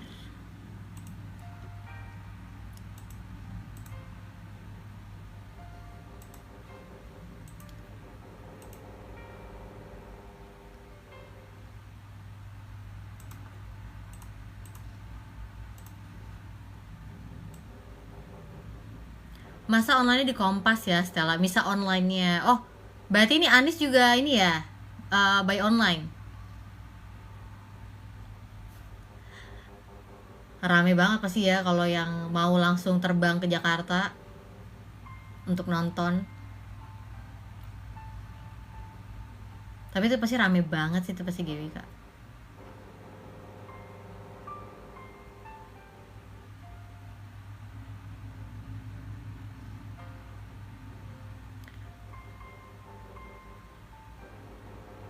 Kak, kalau live tentang kekristenan itu mudah-mudah susah. By goals-nya or tujuannya harus murni keresahan. Maksudnya gimana tuh?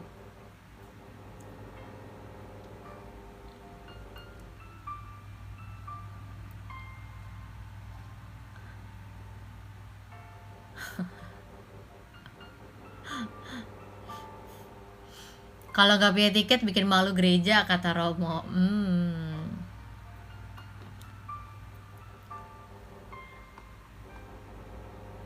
Gimana kalau live tentang kekristenan itu mudah-mudah susah. By goals atau tujuannya harus murni keresahan. Oke, jadi kalau saya mengertinya maksudnya Tirto ini adalah biasanya konten-konten kekristenan itu ya ada susahnya ada mudahnya gitu ya, tapi kalau tujuannya harusnya berasal murni dari keresahan melihat yang ada gitu ya sekitar. Ya ada benernya, karena kalau saya sendiri sebenarnya pakai sosmed itu untuk menjadikan ini loh, akun sosmed ini menjadi mimbar ya. Tadi yang tukang penyimak bilang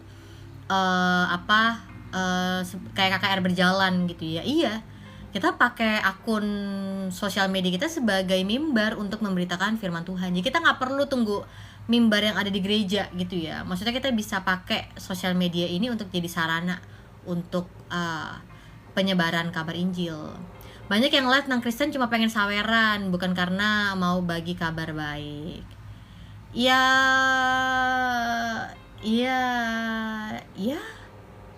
itu tanggung jawab mereka lah ya.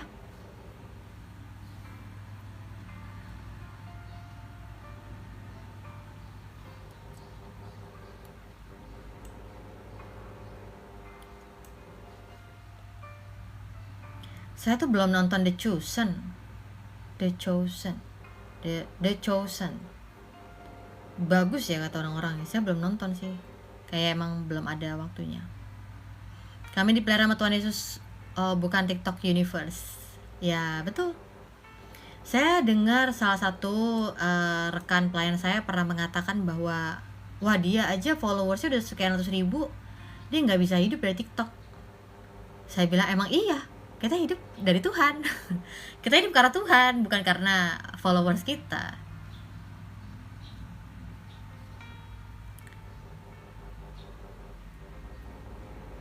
Memang jadi batu sandungan dikit-dikit aja ya.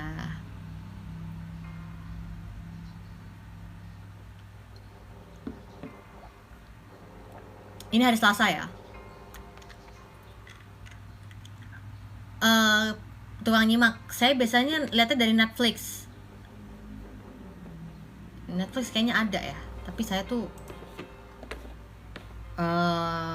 belum sempet. Saya tuh kalau udah nonton satu tuh udah nanti waktunya kehabisan nonton di sana banyak, karena saya orangnya nggak bisa nonton setengah-setengah, pasti kayak harus saya kelarin semua itunya kan, seasonnya. Oh ya, ini ada Netflix.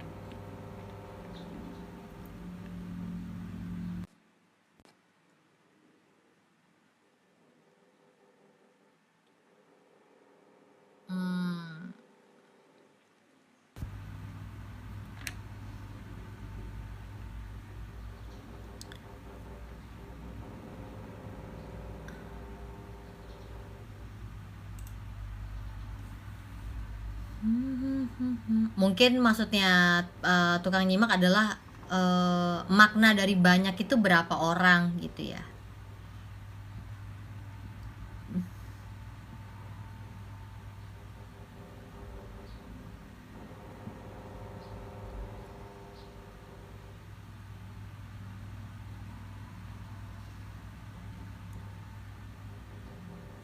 Jadi ngomongin orang sayanya. Ya anyway, yang kita lihat itu sebenarnya semua yang terjadi di sekitar itu bisa jadi contoh yang baik, bisa jadi contoh yang buruk. Dan kalau misalnya ada yang buruk kayak oh ya udah, kita nggak perlu ngelakuin hal yang sama, hal yang seperti itu gitu ya. Saya tuh dulu nemu ada satu film, ini jadul sih, Tapi film ini tuh saya nonton waktu lagi SMP. SMP SMP berapa tahun yang lalu gitu ya. Judulnya itu filmnya The Encounter. Ada yang pernah dengar? 2011 nih. Jadi ada di Encounter pertama, ada di Encounter kedua gitu, ada 2 season. Ya, di Encounter. Ya. Itu kalau menurut saya lebih greget yang pertama ketimbang yang kedua. Meskipun sebenarnya ya gini, kalau kita nonton film Kristen itu kan pasti kita jadi tahu ini filmnya, oke, ini filmnya emang teologinya kuat atau enggak gitu ya. Nah, di Encounter ini tuh kenapa namanya di Encounter? Ya, The Last Night Diner. Ya. Jadi jangan-jangan kita satu SMP. Karena saya nonton tuh lagi SMP gitu ya. Saya tuh senengnya tuh ketika nonton itu ya. Itu waktu itu lagi pelajaran agama. Saya tuh di gereja di sekolah Katolik. Dan saya tuh lagi kelas agama, ya udah akhirnya nonton kan. Terus saya tuh yang ya karena anak yang udah terbiasa ya gereja gitu kan, udah terbiasa dengan firman Tuhan yang ada gitu. Nonton film itu tuh saya tersentuh banget gitu. Kenapa? Karena kayak wow, ini kayak keren banget ya bagaimana ilustrasinya, bagaimana dia menyampaikan pesannya seperti yang tertulis dalam firman Tuhan gitu. Jadi kenapa namanya di Encounter? Ya tentu saja di Encounter tuh artinya adalah perjumpaan. Ya, jadi sebagaimana Yesus itu mau menyatakan dirinya kepada orang-orang yang mereka tuh benar-benar perlu solusi dalam hidup mereka gitu. Ini orang-orang ini nggak kenal, berapa? 5 orang ya? Ya 5 orang. Nah intinya adalah yang menurut saya tuh bagus banget. Jadi mereka tuh lagi menuju suatu tempat dan lewatin sebuah daerah yang tandus banget, kering banget gitu ya. Pokoknya nggak ada itu tempat untuk bisa istirahat gitu kan. Jadi emang kayak padang gurun gitulah, bukan padang gurun sih, kayak ya cuma tanah doang gitu ya. Nah akhirnya adalah di situ yang tadi The Last Diner itu. Jadi perhentian terakhir gitu ya untuk makan malam. Nah yang menariknya adalah 5 orang ini nggak saling kenal, tapi kayak karena iring-iringan kan nih mobilnya gitu kan, akhirnya mereka berhenti di tempat itu. Dan si pelayannya ini punya name tag kan di seragamnya itu, namanya Jesus. Terus kayak orang, hah, lo sama kayak Tuhannya orang Kristen dong gitu kan. Jadi lihat ya, ada yang percaya sama Yesus, ada yang belum percaya gitu. Nah singkatnya yang menarik adalah ketika mereka itu lagi mau makan apa gitu kan, Yesus sebagai pelayannya. Lihat deh. Yang menurut aku terbaik itu adalah ketika ada suami istri yang udah berada dalam jurang perceraian ya, kayak bener-bener udah mau cerai gitu. Dan istrinya tuh udah kekeh banget, kayak udah gue tinggalin lo aja gitu, gue bisa hidup sendiri gitu. Tapi kayak suaminya mau mengasihi si istrinya gitu ya, mengampuni, tapi dia juga nggak tahu gimana caranya gitu. Terus secara tiba-tiba istri bilang kayak, ya udah tuh udah ada yang mau pulang, udah ada yang mau pergi, gue ikut mobil yang lain aja, udah gue mau cerai sama lo gitu. Nah terus jadinya si suami itu no clue, nggak tahu harus gimana. Terus dia bilang kepada Yesus, gimana pernikahan saya? Terus